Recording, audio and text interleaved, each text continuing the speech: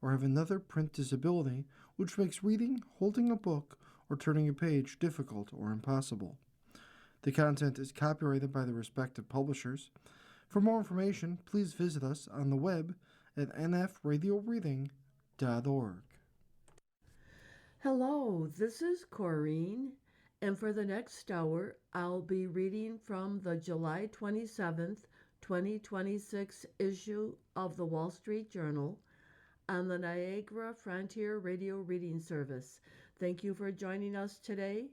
The highlights under business and finance are: NVIDIA is in talks to provide a roughly $250 billion backstop for OpenAI as part of a massive data center project, one of the most ambitious financial transactions yet in America's AI boom.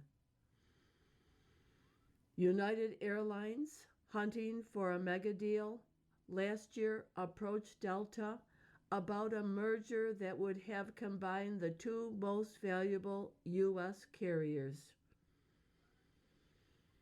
A shift toward more hiring is emerging across U.S. industries, from railroads to tech, as companies plan to add workers to meet growth goals or to seize on emerging technologies.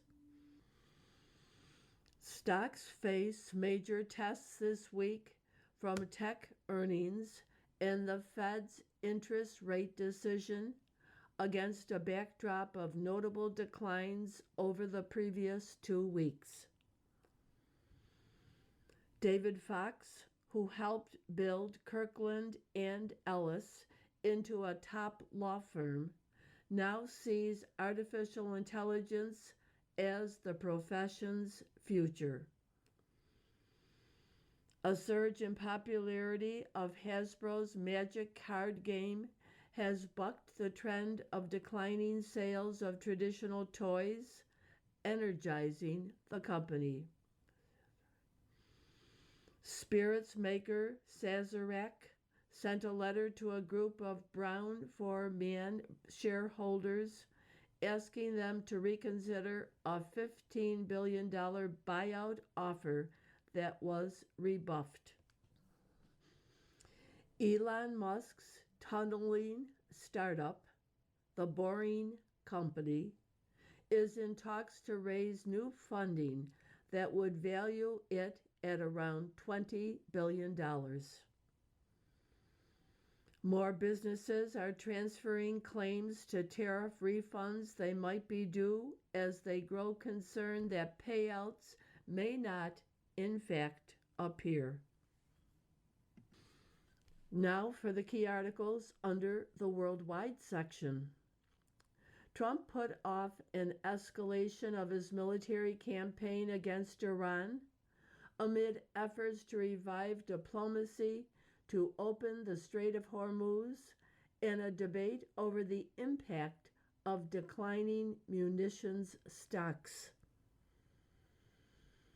Attacks between Saudi Arabia and Houthi rebels in Yemen are escalating, threatening to break a fragile truce that has held for 4 years. Former Maine State Senate President Troy Jackson secured the Democratic nomination for the U.S. Senate following Graham Plattner's decision to abandon his scandal-plagued campaign. A warning by the Wisconsin Elections Commission opened a new front in the escalating legal battle between prediction markets and the state regulators fighting to ban them. At least 40 million people were under extreme heat warnings across central and southern parts of the U.S. in conditions of high temperatures and severe humidity. India's education minister resigned, handing the country's youth movement a victory and showing the growing heft of protest that began months ago as online memes. Brazil denied visas to 2 Trump administration officials who planned to travel there amid concerns they sought to undermine confidence in the country's electronic voting system. North Korean leader Kim Jong-un called for radical enhancements to the country's military reconnaissance and intelligence capabilities, state media reported. The picture on today's front page shows a basilisk dressed all in yellow, waving a victory sign. And that headline reads, Tour de France champion makes history. The caption, spin and win. Slovenian Tadej Pogačar, 27, rolled onto the Champs-Élysées to claim his 5th Tour de France on Sunday, making him one of only 5 men to win bicycling's biggest race 5 times. Pogačar won by 6 minutes and 26 seconds. Other articles from the front page follow. NVIDIA in talks to back OpenAI on $250 billion for Data Hub. The campus would require 10 gigawatts of power and take years to build. Ohio project, tied to U.S. deal, would be one of the world's largest computing centers. By Anissa Gardezi, Amrith Ramkumar, and Corey Drybush. NVIDIA is in talks to provide a roughly $250 billion backstop for OpenAI as part of a massive data center project, one of the most ambitious financial transactions yet in the artificial intelligence boom. The guarantees from NVIDIA would help the ChatGPT maker lease a 10 gigawatt project that SoftBank's energy subsidiary is developing in southern Ohio, people familiar with the matter said. In total, the project could cost more than $500 billion, including the chips that would go inside the data centers. It would be the largest data center project announced to date. The power for the project is controlled by the U.S. government and funded separately by Japan under a recent trade deal. Commerce Secretary Howard Lutnick is involved in deciding who will get the power, some of the people said. NVIDIA's backing would allow the data center developer, which is owned by Japanese billionaire Masayoshi Son's investment firm SoftBank, to raise debt at more favorable terms than it could if OpenAI had no financial backer, since OpenAI has no investment-grade credit rating as an unprofitable private company. The AI company has been in advanced talks to lease the site for several weeks, people familiar with the matter said. OpenAI is among the companies that have shown most interest in the site, while Anthropic, Microsoft, and Google have also spoken to Lutnick about it in recent weeks, one of the people said. AI companies are desperate to secure chips and power needed to run their models, making mega projects that have government support or guaranteed power increasingly attractive. Under the arrangement, NVIDIA would guarantee a series of financing vehicles intended to make lenders feel more confident that the funding behind the project is secure, the people said. Terms haven't been completed, and the deal could fall apart. The guarantee of $250 billion would cover the data center lease and debt needed to fund its build-out, but not the NVIDIA chips that would go inside it. NVIDIA, which has invested $30 billion in OpenAI, is also discussing a deal to finance the chip purchase for OpenAI, which could total $350 billion. People familiar with those discussions said. Such circular funding arrangements have caused concerns that the industry is vulnerable if investor sentiment shifts or growth slows for AI companies. The campus would require roughly 10 gigawatts of electricity, or enough to power several million homes, and take many years to complete. The first phase of the project is expected to be finished in 2028 and would have around 800 megawatts of power, according to people familiar with the deal.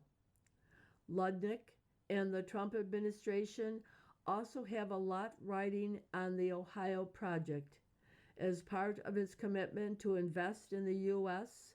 in return for lower tariffs, Japan agreed to invest $33 billion in a natural gas power project on federal land in Ohio that would be operated by SB Energy, which is effectively controlled by SoftBank's son. SB Energy has received an investment from OpenAI, and SoftBank itself is one of the largest investors in OpenAI. In March, Ludnick, son, and Energy Secretary Chris Wright broke ground on the data center complex. By using federal land in Ohio, the government and its partners hope to avoid the permitting headaches and local opposition that are snarling data centers across the country. The project is on a decommissioned uranium enrichment site about 50 miles south of Columbus. It will still take time to complete the financing and acquire all the equipment. The U.S. government will provide a fee to SB Energy for operating the power plant, one of the people said. Japan and the U.S. will split the power sales until Japan recoups its $33 billion, after which the American government will get 90% of the revenue. The arrangement shows how the administration is trying to accelerate activity in critical industries by directly partnering with the private sector. Trump pauses plans for strikes on Iran. U.S. delays campaign amid debates over weapons supply potential for talks. By Michael R. Gordon, Meredith McGraw, Shelby Holliday, and Lara Sigelman. President Trump has put off an escalation of his military campaign against Iran amid efforts to revive diplomacy, to open the Strait of Hormuz, and a debate over the impact of declining munitions stocks, said U.S. officials familiar with the matter.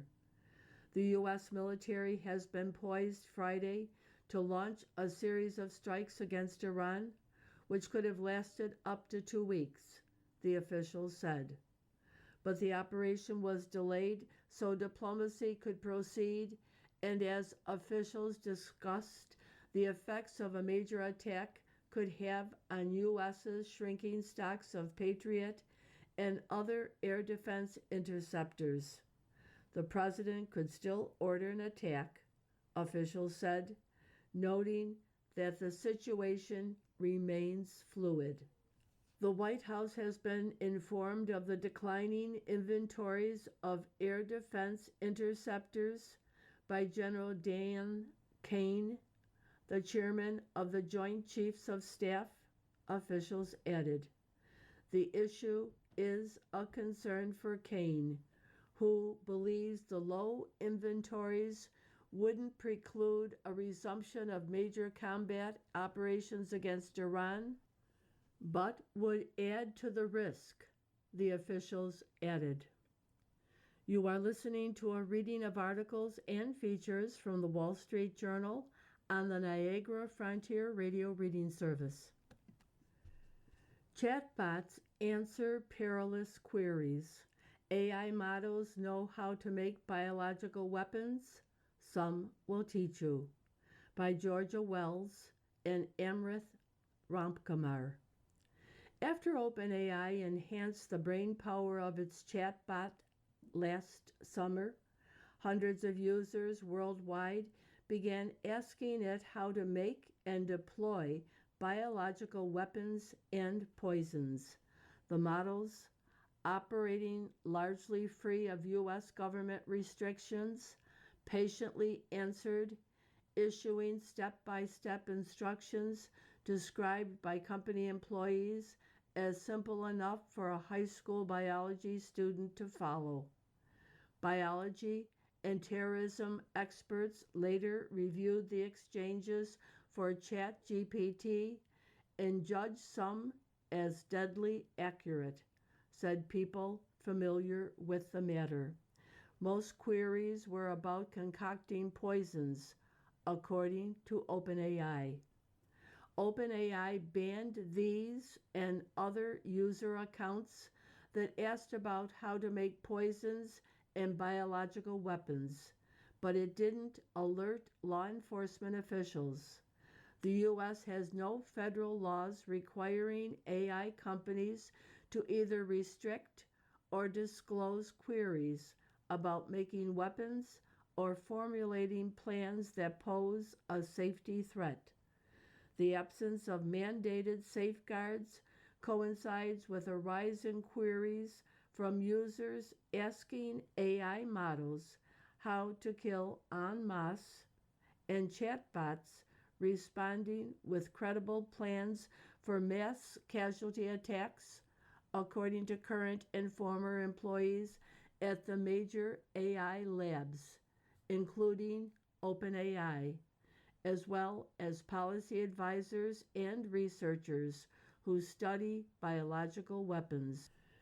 AI's advancing proficiencies, especially for crafting nefarious biological and cyber-based plans, are alarming senior executives at AI companies and the White House. The world's leading AI labs are grappling with how to prevent or mitigate damage by malevolent users without hampering well-intentioned queries. OpenAI, Anthropic, and other AI companies say they are working closely with the administration on the release of models and have banned users or restricted accounts showing suspicious activity. Hiring defies forecast of AI wipeout by Chip Cutter. America's biggest companies say they might need more people after all.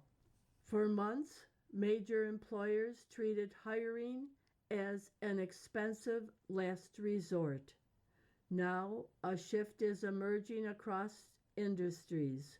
Companies ranging from railroad giant CSX to Google parent Alphabet have told investors in recent days that they plan to hire to meet growth goals or to seize on emerging technologies. The push to expand headcount, at least modestly, is a reversal from the prevailing corporate messaging during much of the AI era. Major employers largely held back on adding people due to economic uncertainties or a belief that artificial intelligence could shoulder more tasks on the job.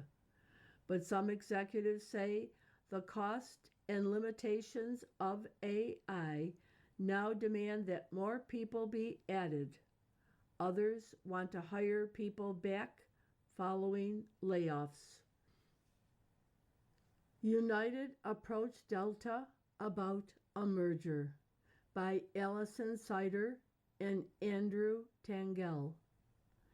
United Airlines, on the hunt for a mega deal, last year approached Delta Airlines about a merger that would have combined the two most valuable U.S. carriers, according to people familiar with the matter.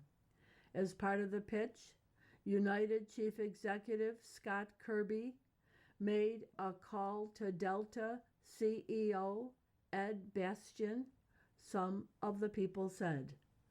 Delta leaders discussed the approach and merits of a potential deal as part of preliminary due diligence, people familiar with the matter said. The talks didn't progress, and both companies later moved on from the proposal, they said. The outreach, which hadn't previously been reported, underscores Kirby's appetite for taking big swings in pursuit of his global ambitions for United. His later attempt to engage in merger talks with American Airlines, which American rebuffed, also became public earlier this year. United and Delta are among four giants that have come to dominate the U.S. airline industry after a series of mergers over the past 2 decades.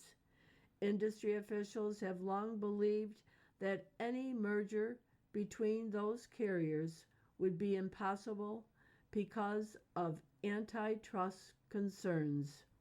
But business leaders in many industries were hopeful that big deals, even some that would have been unthinkable in the past, might be achievable during the second Trump administration. A merger between United and Delta, two of the world's biggest airlines, would have had wide-ranging implications for airline competition and consumers. It would likely have faced scrutiny from antitrust enforcers and state attorneys general. Deadly attack in Berlin. People gathered Sunday in front of the Brandenburg Gate after a vehicle attack on a Pride festival the previous day left at least one person dead and dozens injured. The suspect was killed Sunday evening by police.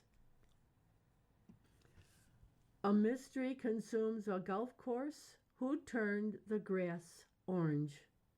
All 18 greens and a practice putting surface at Michigan's course were attacked by Ryan Felton. Ann Arbor, Michigan. Golfers here have been chipping away at a scandal encircling the University of Michigan's renowned course. It was clearly a communist plot. Then again, maybe it was the handiwork of fans of rivals Ohio State and Michigan State. Jokes aside, Michigan has a mystery on its hands. How did all 18 greens of its beloved track suddenly turn orange?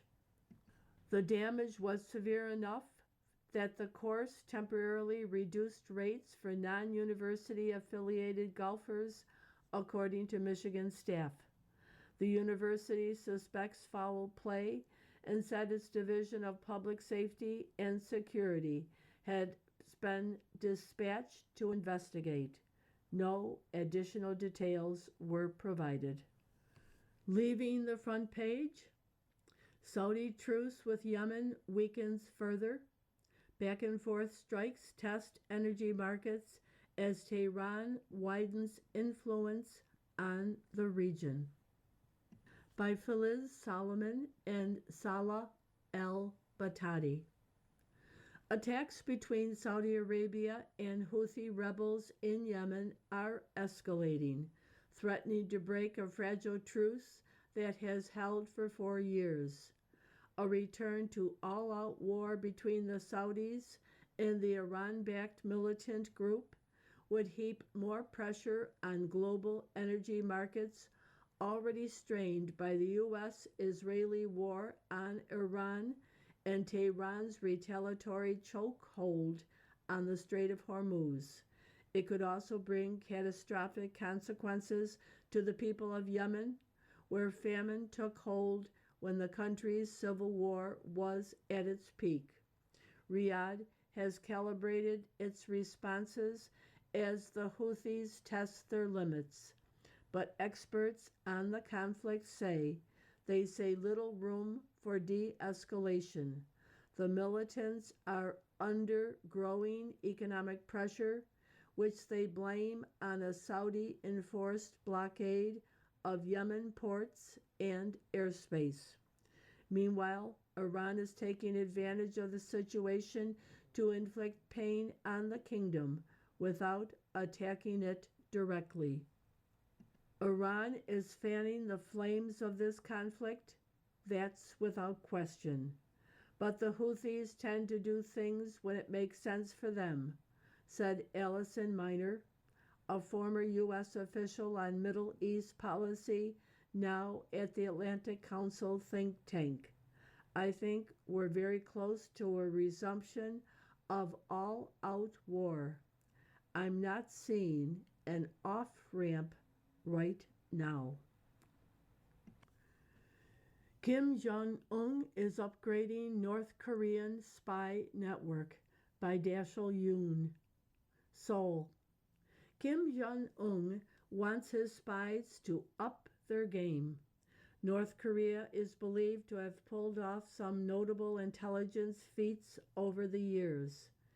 Its 2014 hack of Sony Pictures ballooned into a national security crisis for the U.S. In 2016, Pyongyang's hackers stole U.S. South Korea military plans. The following year, North Korean spies were blamed for orchestrating the assassination of Kim's half-brother in Malaysia. But despite such cases, North Korea is under-equipped in intelligence gathering, lacking an extensive international web of spies and tools, such as a global satellite network. Now Kim wants to address that. In a rare mention of the country's spy program this month, he presided over a meeting that called for radical enhancements to North Korea's military reconnaissance and intelligence capabilities, according to state media. The goal is to better control the threats from potential enemies and gather key information, state media said. India's protesters claim a victory. Education Minister agrees to resign as cockroaches seek further changes. By Tripti Lahari and Krishna Pakaral. New Delhi. India's Education Minister resigned Saturday, handing the country's youth movement a victory and showing the growing heft of a Gen Z movement that began just months ago as online memes. Following the resignation, protest leaders announced they would call off their protest after the government agreed to other key demands, including compensation for students whose families say they took their lives over a botched college entrance exam earlier this year. Today, the students have won, said the Cockroach Janta Party movement, which has been driving the protest in a post on X Saturday. Protesters have been pushing for the resignation of India's Education Minister, Dharmendra Pradhan, after this year's undergraduate medical school entrance exam was marred by allegations of cheating. The protest drew thousands to the streets in the capital, presenting a challenge for Indian Prime Minister Narendra Modi. The Cockroach Janta Party, a youth movement born from a satirical Instagram account, was set up after a top judge referred to unemployed youth as cockroaches and parasites in May, the same month as the medical exam scandal.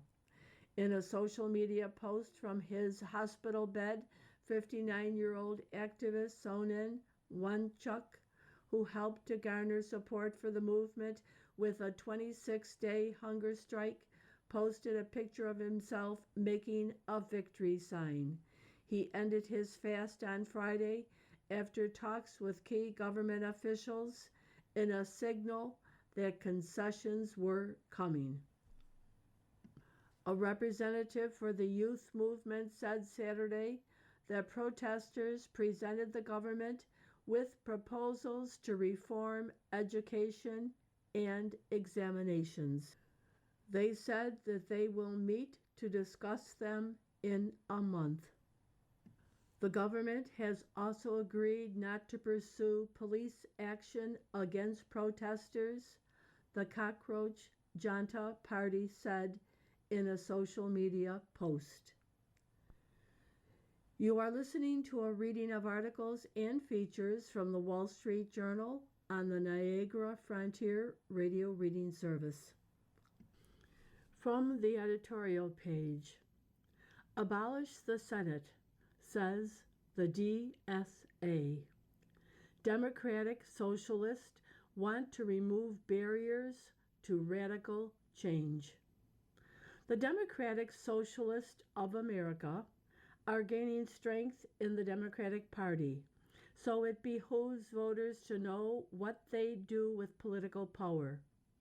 We know they want a future without capitalism, as their latest policy document avers. But most Americans may not know they also want to rewrite the U.S. Constitution. The left has long targeted the Electoral College because it thwarts the ability of the most populous states to dominate presidential elections. But in its latest manifesto, Workers Deserve More, the DSA says it wants to replace the President and Supreme Court with an executive and judiciary chosen by and subordinate to Congress. It also wants to abolish the Senate. James Madison, call your office. It's important to understand how radical this is, especially blowing up the Constitution's separation of powers. Letting Congress choose the president means adopting the parliamentary system that prevails in Britain.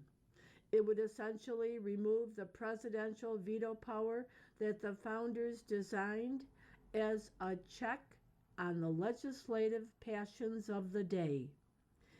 Ditto for ending an independent judiciary, which is a check against legislative and executive violation of individual rights. Third world dictators seek to make the judiciary subservient to the ruling party for this reason, as they did in Venezuela and as Mexico's Morena party is now attempting to do. The left loathes the Senate because it is also a restraint on temporary majorities. The Senate's design, with 2 members from each state, gives an equal voice to small and large states. This prevents dominance by California, New York, and Texas, and it buttresses the Federalist principles at the core of the Constitution's design, which preserves certain powers to the states as a check on Washington, D.C.'s commandments. The Senate's 6-year terms are another check on momentary House majorities elected every 2 years. The founders' original design, that senators be elected by state legislatures has given way to direct election. But the 60-vote filibuster rule has developed as an alternative check on radical change by narrow majorities. Article 5 of the Constitution says, "No state, without its consent, shall be deprived of its equal suffrage in the Senate." This means the Senate couldn't be abolished without the consent of every state, assuming the DSA doesn't ignore the Constitution, as some on the left might want to do. But the left's first step would be breaking the filibuster rule. This would let them add Puerto Rico and the District of Columbia as states with 2 senators each.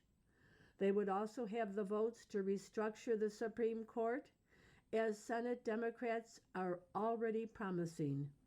Democrats have proposed adding 4 new justices to the court, as well as limiting the kind of cases the justices can hear.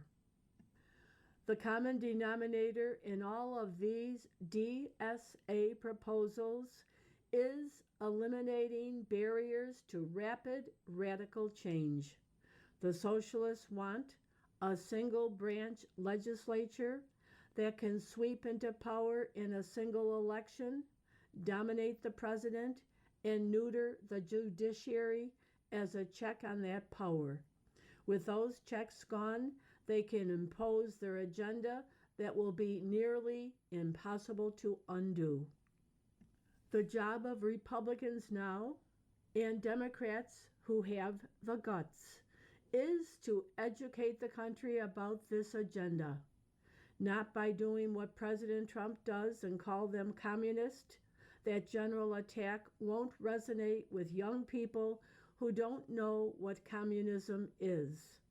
The political task is to link the DSA to their specific and radical proposals and ask Democrats running for Congress if they agree with abolishing the Senate or neutering the judiciary. Democrats who won't disavow these DSA ideas make themselves fair game to be tied to them in this year's elections. Republicans go for a UAW ride. Congress moves to ban Mercedes vehicles from the U.S. market. Are Mercedes-Benz cars Chinese sleeper cell spies? A bipartisan Senate bill treats the German luxury vehicles as such and would ban them from the U.S. market.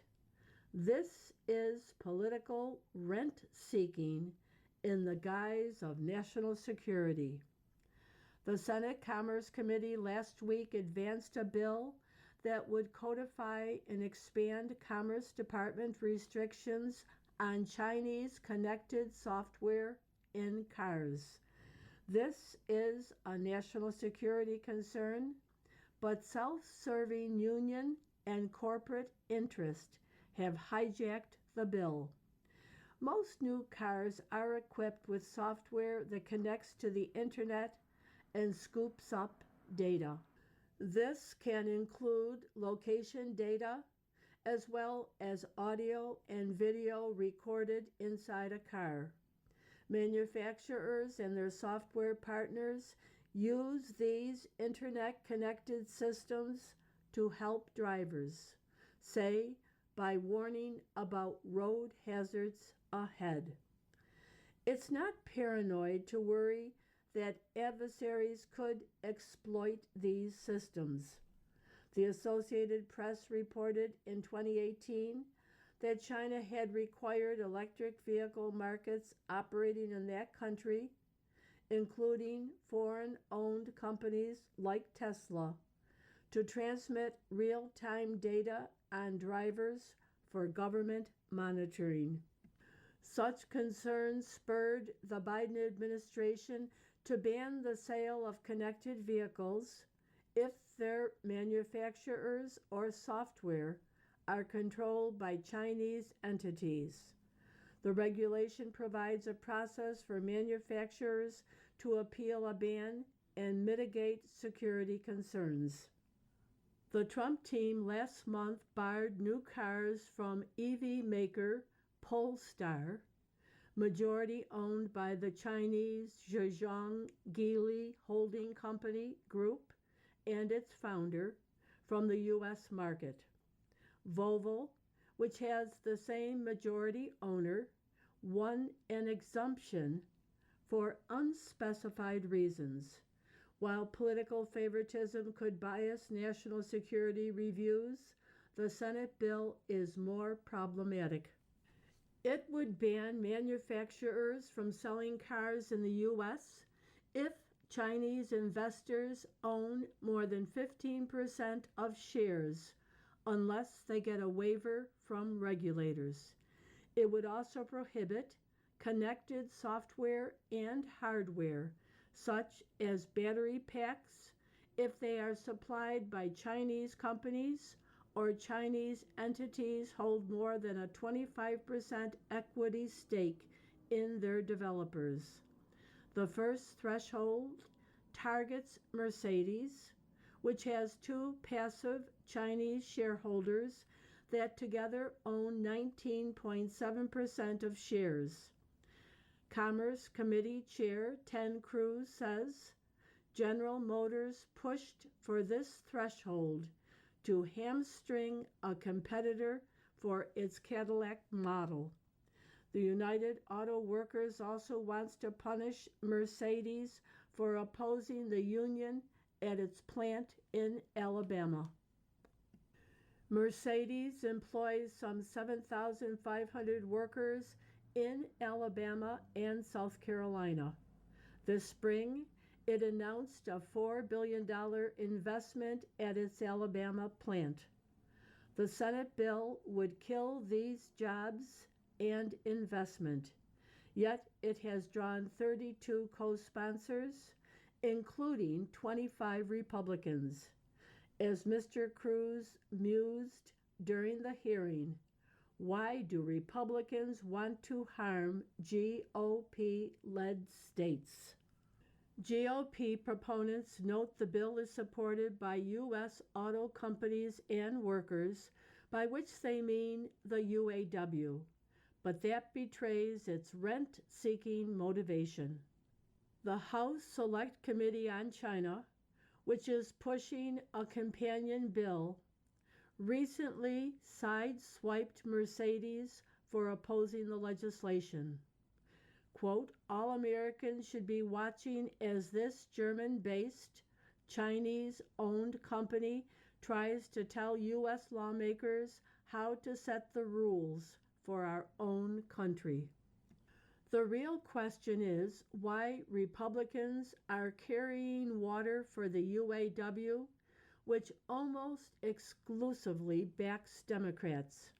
Mr. Cruz didn't hold the bill up in committee, but he's wisely pushing to eliminate the bill's arbitrary Chinese equity ownership limit and adopt a standard of Chinese control that is used by the Committee on Foreign Investment in the United States. This being an election year, there's a risk that Republicans who want to flaunt their anti-China bona fides insist on attaching the bill to a must-pass vehicle like the National Defense Authorization Act. If American workers later lose their jobs, they'll blame someone else. You are listening to a reading of articles and features from the Wall Street Journal on the Niagara Frontier Radio Reading Service. From the opinion pages, the Saudi nuclear deal invites disaster. Allowing Riyadh to enrich uranium would open the door to proliferation in the Middle East and beyond. By Matthew Kronig and Henry Sokolsky. Critics of the recently announced U.S. nuclear deal with Saudi Arabia let out a sigh of relief when President Trump posted on Truth Social that the deal wouldn't go ahead until Saudi Arabia recognizes Israel and insisted that the agreement permits no enrichment of material. Still, there are serious problems with the agreement, not the least of which is that, despite Mr. Trump's post, it allows for enrichment. The administration and Congress should correct that. Uranium enrichment can make fuel for both nuclear reactors and nuclear weapons. That's why, for the past half century, Washington has never included nuclear fuel making as a part of any of its civilian nuclear agreements with states that lack nuclear weapons. In recent decades, other major nuclear supplier states, including France, Russia, China, Japan, and South Korea, have followed America's example. Washington should continue this policy. The Pentagon recently bombed Iran's nuclear fuel-making plants. Providing Saudi Arabia a pathway to build the capacity the U.S. Air Force is raising in Iran gives hypocrisy a bad name. It not only would make it more difficult to get Iran to restrict its own program, but also set a poor example and encourage other nuclear suppliers to misbehave. More important, it's sure to spook Riyadh's neighbors. U.S. negotiators agreed that Iran may, after a moratorium, resume enriching uranium.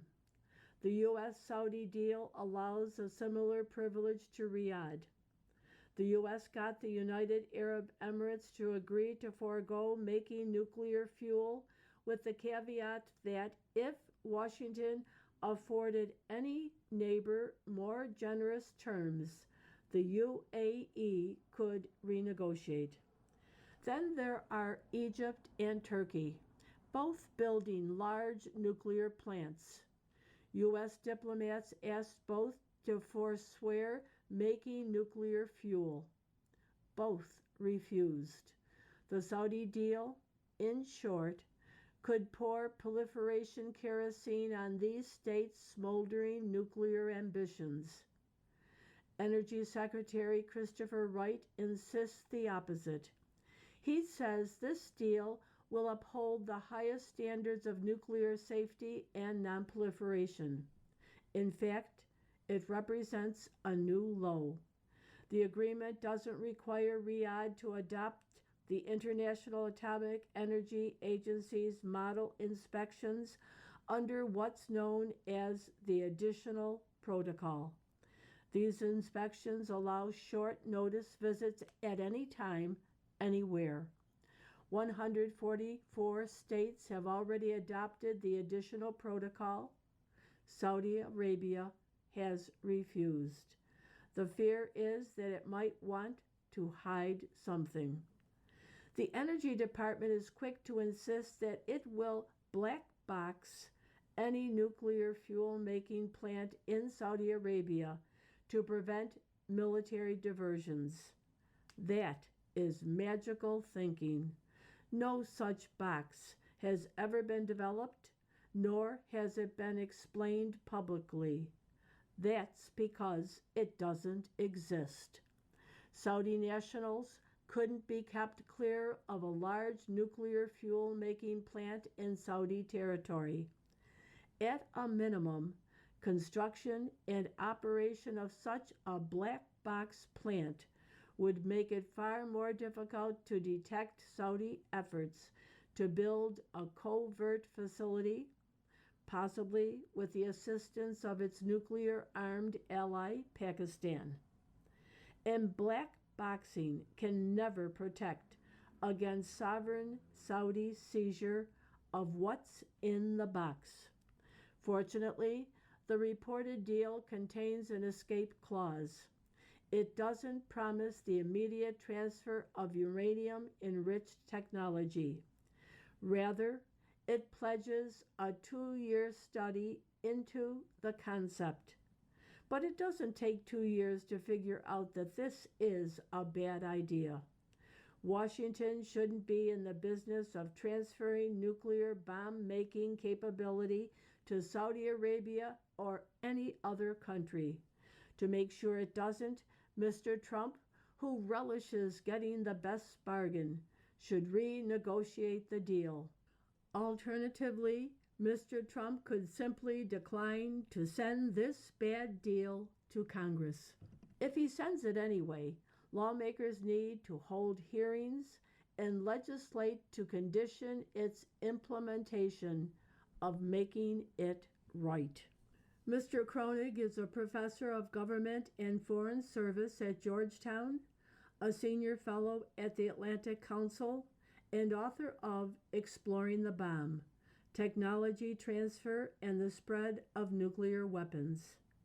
Mr. Sokolsky is executive director of the Non-Proliferation Policy Education Center and author of China, Russia, and the Coming Cool War.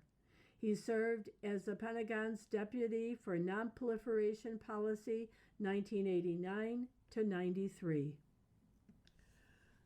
The Happiness Industrial Complex by Andy Kessler. Happy now? Apparently not. A 2025 Gallup survey showed that only 44% of Americans are very satisfied with their personal lives, a new low after peaks of 59% in 2007 and 65% before the pandemic. Why are we so negative? Harvard runs a human flourishing program, Hard Science, that finds young adults globally are struggling with happiness, relationships, and the meaning of life, even as societal wealth booms. Other surveys suggest that satisfaction peaked in 1990. A recent Psychology Today headline sums it up. Why did Gen Z feel less happy even as society gets richer? If that rings a bell, it's the Easterlin paradox from 1974, which noted that although the rich are happier than the poor, happiness doesn't increase as national income grows over time. Since 1980, our economic output per person has more than doubled after adjusting for inflation. We're all richer, so why aren't we happier? Technology is the usual suspect. Since 2004, Facebook and social media have been blamed. Maybe we aren't happy because others appear happy. Those darn happy Joneses. Did wood-paneled station wagon envy turn into Tesla full self-driving envy? That's bunk. Instead, we have generations trained to be unhappy, worry warts, negativity brainwashed. Baby boomers were nervous about nukes, especially after ABC scared the neutrons out of us in 1983 with its nuclear winter farce the day after. Now we're told artificial intelligence will ravage humanity like a zombie apocalypse, so let's ban data centers. Add imaginary privilege, carbon footprints, unsustainability, the climate crisis, crippling student loan debt for useless social justice degrees, unaffordability. Yikes! Maybe that's why our fertility rate is 1.6. We've scared an entire generation into seeking a self-induced extinction. Another Harvard survey shows young adults under 25 self-reporting anxiety at double the rate of teenagers. Bring on the crystals and woo-woo singing bowls. Unhappiness is a political tactic. Trump derangement syndrome is such an addictive drug that if Donald Trump didn't exist, progressives would have to invent him. Remember Ari Fleischer's reminder that Americans should watch what they say after a Republican congressman made a bigoted comment about Arabs in the wake of September 11th?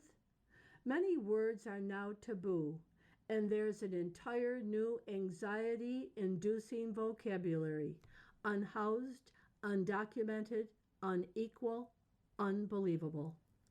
Generation Z has been trained to be offended, claim victimhood, and feel unhappy. In the Netflix comedy Big Mistakes, the character played by baby boomer Laurie Metcalf asks her Gen Z daughter, "How can your generation be offended by anything when you're offended by everything? I never had time to be offended." She adds, "There was no such thing as self-care back then.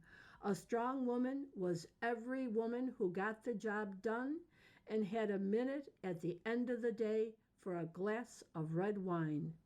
Now many of our miseducated youth, little Lululemons, are pining for socialism to make them happy again.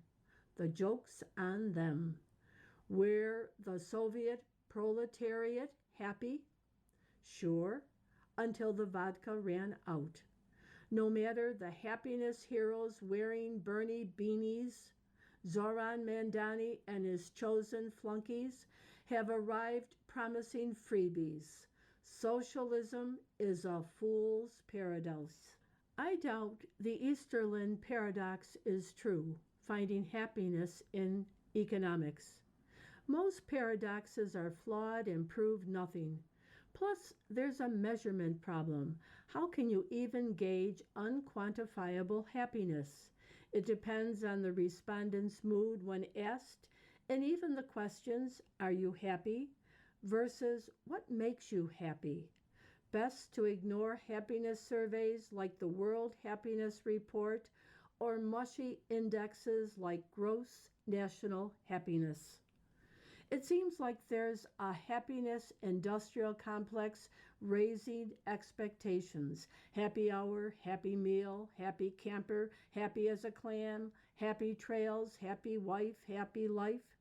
Don't worry, be happy, the happiest place on earth. Wait, as society gets richer, we have it so good, but the ridiculous cost slaps that grin right off our faces. Another paradox. Happiness comes from within, not via slogans. And me, I'm usually a happy guy. Family, friends, chocolate ice cream, daily snarks. Meanwhile, we've created a chunk of a generation that is happy only when complaining. That makes me sad. Have they lost even the pursuit of happiness? I asked Mel Robbins, a best-selling author and personal growth expert, for help.